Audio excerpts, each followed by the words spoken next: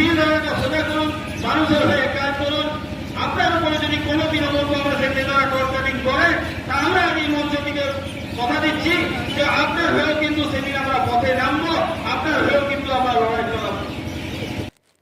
তৃণমূল কংগ্রেসকে বিসর্জন দেওয়ার ডাক দিয়ে রঘুনাথপুর বিধানসভার ও কাশীপুর বিধানসভার যৌথ উদ্যোগে আদ্রা রেল স্টেশন সংলগ্ন বিজেপির পরিবর্তন সভা অনুষ্ঠিত হলো। এই সভাতে উপস্থিত ছিলেন রাজ্য কমিটির সদস্য বিকাশ প্রসাদ, জেলার সহ সম্পাদক রাজেশ সিনহা ও কাশীপুর ও রঘুনাথপুর এলাকার বিজেপির কর্মকর্তারা। এই পরিবর্তন সভায় যার পৌরোহিত্য করেন তিনি হচ্ছেন রঘুনাথপুর বিধানসভার বিধায়ক বিবেকানন্দ বাউরি। তিনি তার বক্তব্যের মাধ্যমে স্পষ্ট জানিয়ে দিয়েছেন যে কোনোভাবে কোনো শক্তির দ্বারাই আটকানো যাবে না বিজেপিকে। বিজেপি সর্বত্রে জয়লাভ করবে এটা নিশ্চিত।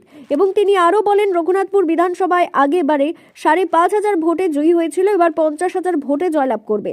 এই সভার মূল উদ্দেশ্য হলো প্রত্যেকটি মানুষের বাড়িতে বাড়িতে গিয়ে পরিবর্তনের বার্তা পৌঁছে দিতে হবে।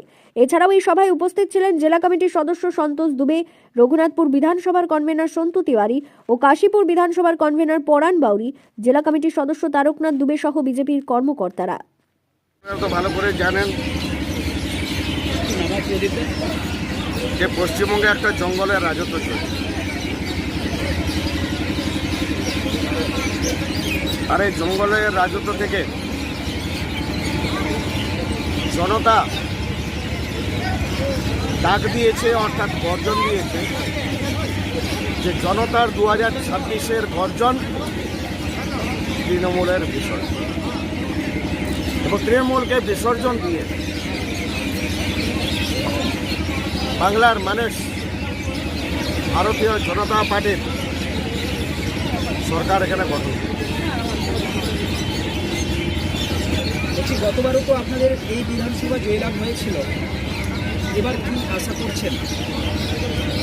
গতবারে আমরা অর্থাৎ 2021 সালে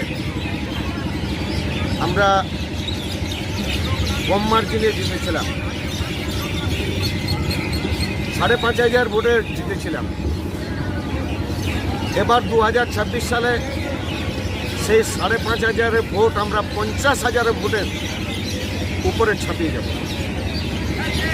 ফলে তৃণমূলের বিসর্জন যে হবেই এবং জনতা যে বিসর্জন দেবেই, বিশেষ করে রঘুনাথপুর বিধানসভাবাসী, সেটা জলের মতো পড়েছে।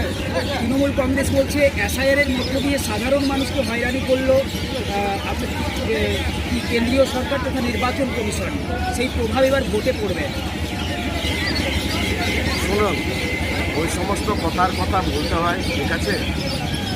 হাতে ঘা লাগলে যেমন মানে জ্বালা যন্ত্রণা হয়, যদি আপনি আরে আর কি বলবে, কি কথা কি বলবো, বিসর্জনের দামাবার বেজে গেছে তৃণমূল সরকার। ভাইপো শুনুন, ভাইপো বুঝতে পারছেন তো, ভাইপোর শান্তিনিকেতনের বাড়িটা দেখেছেন তো, এসকেলেটার লাগানো, ঠিক আছে? তৃণমূল কি উন্নয়ন করেছে সবাই জানে। পিসি ভাইপোর উন্নয়ন ছাড়া তৃণমূল কিছুই করেনি। আরেকটা কথা বলে দিচ্ছি, যারা ভদ্র মানুষ তারা কোনোদিন তৃণমূল করে না। তৃণমূল কারা করে জানেন? করে খাওয়া পার্টিরা তৃণমূল করে।